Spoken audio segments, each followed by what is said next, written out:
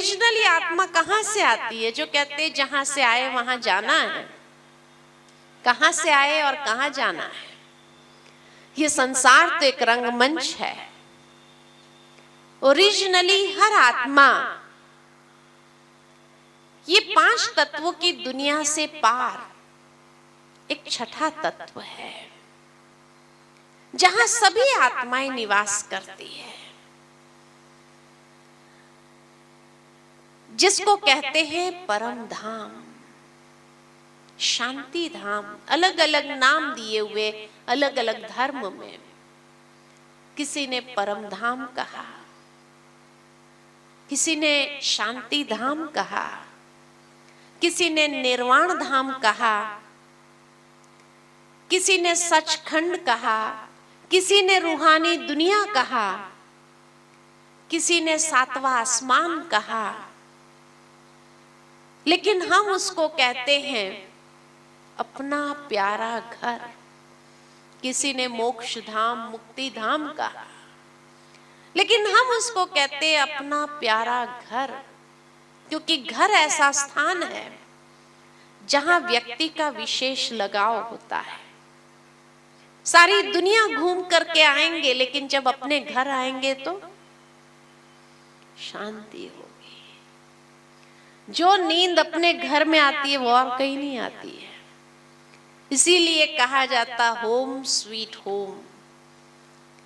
तभी मनुष्य कहते हैं, कई बार बाहर जाते बीमार हो जाते, कहेंगे उसको होम सिकनेस हो गई है।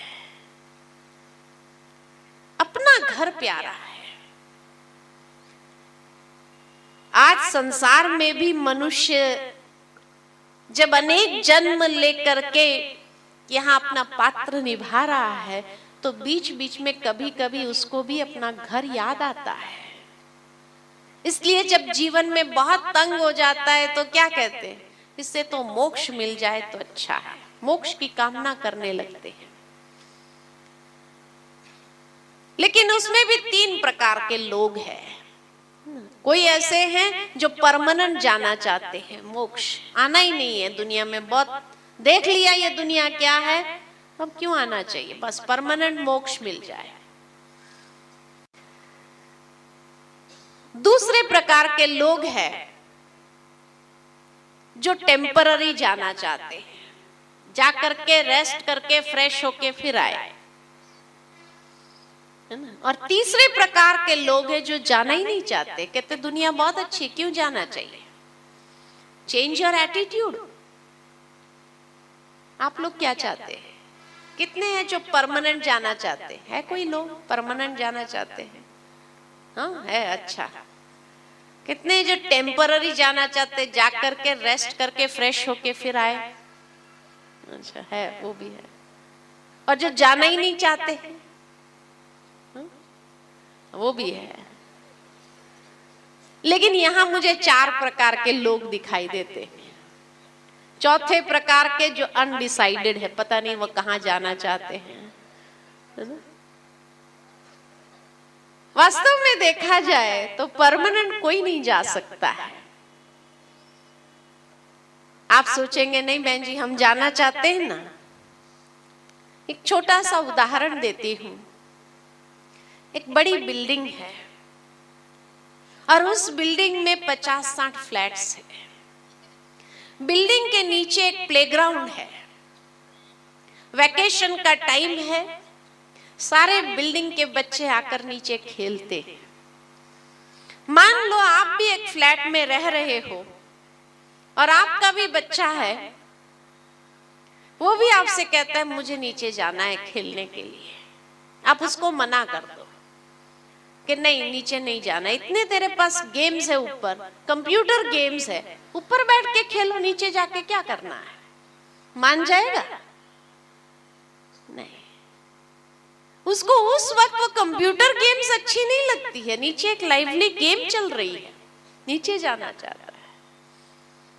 उसको आप समझाओ बेटा नीचे जो खेल चल रहा है ना वो बड़ा रफ खेल है। किसी ने तुझे धक्का दिया,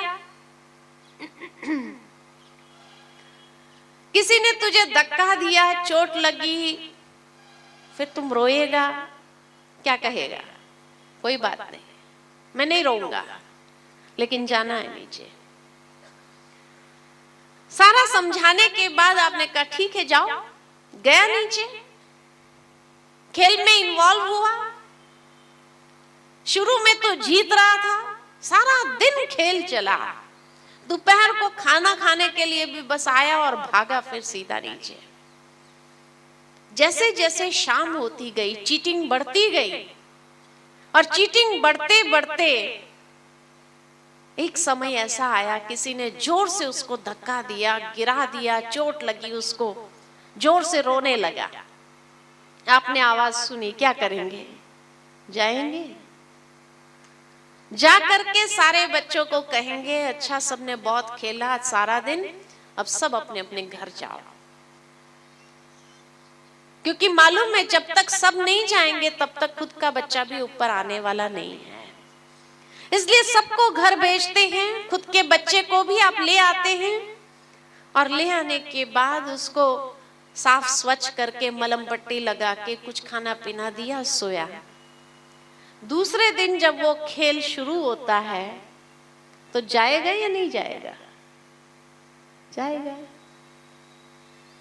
ठीक इसी तरह हमारे पिता ने भी हमको कहा बेटे बैठे रहो, ऊपर इतनी शांति है, नीचे जाके क्या करना है? हमने भी क्या करना है, जाना है नीचे। ऊपर शांति उस वक्त अच्छी नहीं लगती है, नीचे एक लाइवली खेल चल रहा है, हम ऊपर कैसे बैठेंगे? और इसलिए जब हमें भी समझाया गया कि नीचे का खेल बड़ा रफ खेल है, कोई धक्का देगा, कोई धोखा देगा, कोई चोटें देगा, कोई दिल की चोटें देगा, तो हमने भी क्या कहा, कोई बात नहीं, नीचे आए, खेल में इन्वॉल्व हुए।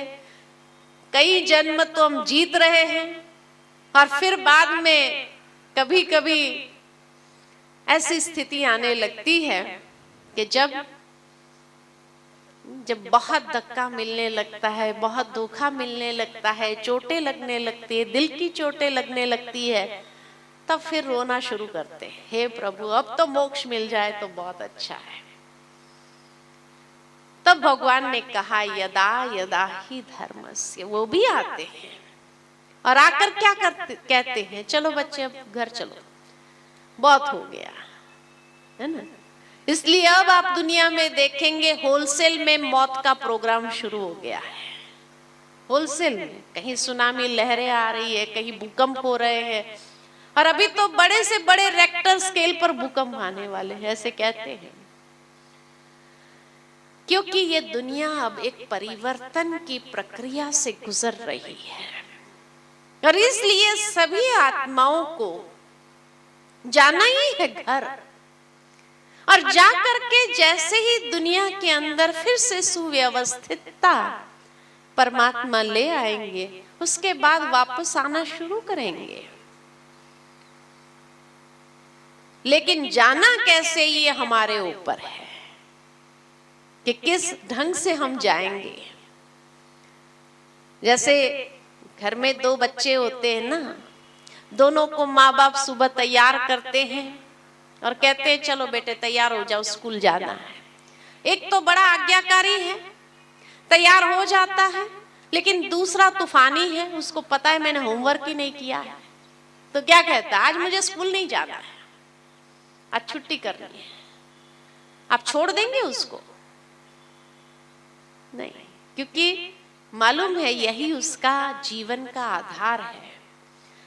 अगर एक बार उसको छुट्टी दे दी तो हर बार ऐसे ही करने लगेगा फिर, इसलिए वो रोएगा, उथल पुथल करेगा सब कुछ, लेकिन उससे कोई आप उसको पहले तो समझाएंगे प्यार से, चलो बेटा जाना तो पड़ेगा, स्कूल तो जाना पड़ेगा, ऐसे तो नहीं चलेगा। फिर भी अगर नहीं माना तो उसको कुछ लालच देंगे, कुछ चॉकलेट देंगे, बिस्किट देंगे, कुछ वायदा करेंगे कहीं ले जाने के लिए।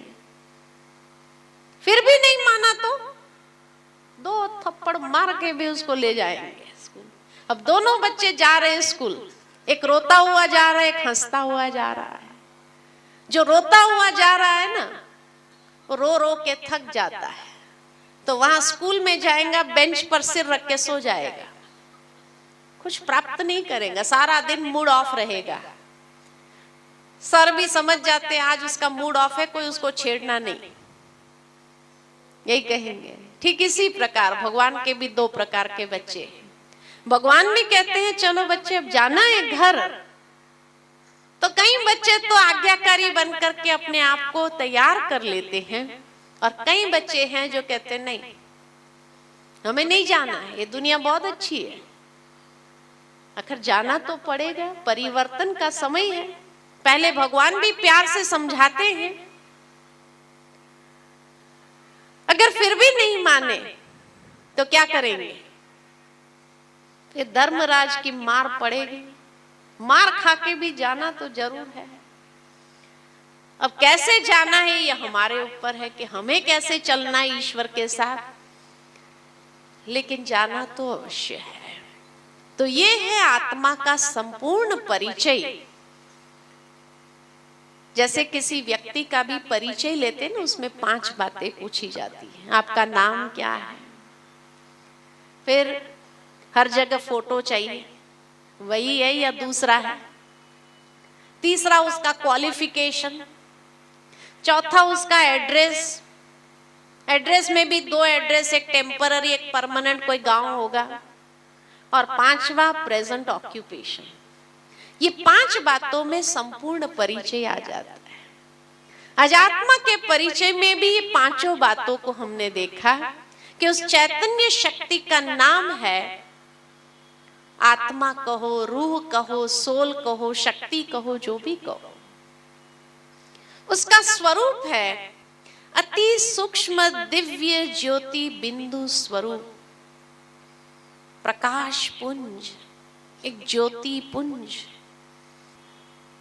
तीसरा उसका क्वालिफिकेशन है 7 गुण, ज्ञान, पवित्रता, प्रेम, शांति, सुख, आनंद और शक्ति। उसका एड्रेस है टेम्पररी एड्रेस ब्रुकुटी के मध्य में, और परमानेंट एड्रेस परम धाम जहां से आए हैं। और प्रेजेंट ऑक्यूपेशन है कि ये 7 गुणों के आधार पर अपने जीवन को चलाना, अपनी बैटरी को फुल चार्ज करना और हर कर्म करना, ये है मनुष्य जीवन का उद्देश्य। तो ये है आत्मा का संपूर्ण परिचय।